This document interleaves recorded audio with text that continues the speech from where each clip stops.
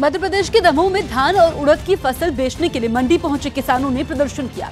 इन किसानों ने मंडी में अपनी फसल नहीं बिकने पर नाराजगी जाहिर की और मंडी के सामने सड़क पर बड़ा पाइप रखकर ट्रैफिक जाम कर दिया। प्रदर्शन कर रहे किसानों ने मंडी में फसल खरीदने के लिए अधिकारियों पर मनमानी करने का आरोप लगाया और फसल नहीं बिकने पर अनशन करने की धमकी दे दी। अगर धान सरकार नहीं खरीद रहा हुआ तो हम लोग तो बर्बाद हो ही गए हैं। तो 3 दिन के बाद चाहे कुछ हो जाए हम लोग अनशन पे बैठेंगे, चाहे कुछ भी हो।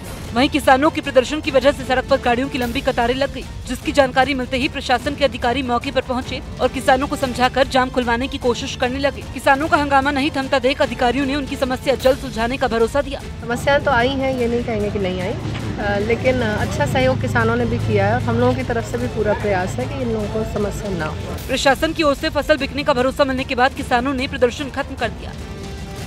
हिमाचल प्रदेश में लगातार बर्फबारी से लोगों की मुश्किलें बढ़ती जा रही हैं। भारी बर्फबारी से पहाड़ों पर हालात सफेद कर्फ्यू जैसे हो गए और लोग अपने घरों से नहीं निकल पा रहे, क्योंकि हिमाचल में इस बार गिर रही बर्फ अब तक के सारे रिकॉर्ड तोड़ती दिख रही है। शिमला, डलहौजी, नारकंडा, मनाली और लाहौल स्पीति में बर्फबारी से सड़कें पूरी तरह बर्फ से ढक चुकी हैं। पहाड़ियों पर बर्फ की परत इतनी मोटी जम गई है कि हटाने में पसीने छूट जाएं। रास्तों का हाल ऐसा है कि पैदल चलने वाला भी फिसल जाए।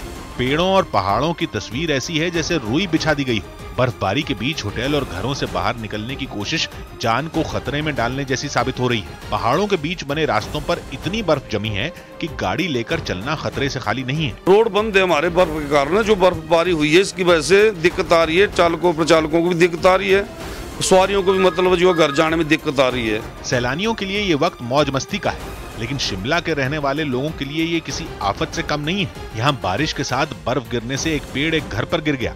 गनीमत ये रही कि हादसे में किसी की जान नहीं गई। भारी बर्फबारी हो गई यहाँ पे, तो उसके बाद पेड़ गिर गया। वहीं शिमला में एक एम्बुलेंस बर्फ के बीच 8 घंटे फंसी रही। हमीरपुर का एक परिवार अपने बेटे का शव लेकर घर लौट रहा था, लेकिन आसमान से सफेद आफत गिरने के बाद वो एम्बुलेंस में बैठे रहे।